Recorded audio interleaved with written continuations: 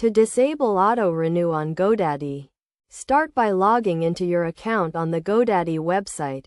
Once you are logged in, click on your profile picture or username in the top right corner. Then select My Account from the drop-down menu.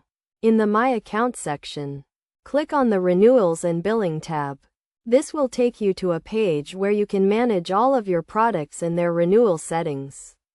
Look for the domain or product you want to disable auto-renew for and click on the three dots next to it. Then select Turn Off Auto-Renew.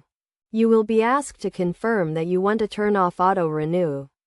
Click on the Turn Off Auto-Renew button to confirm.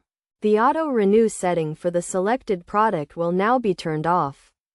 It is essential to review your renewal settings regularly to ensure that you are not automatically charged for products you no longer need. Disabling auto-renew gives you more control over your account and helps you avoid unexpected charges.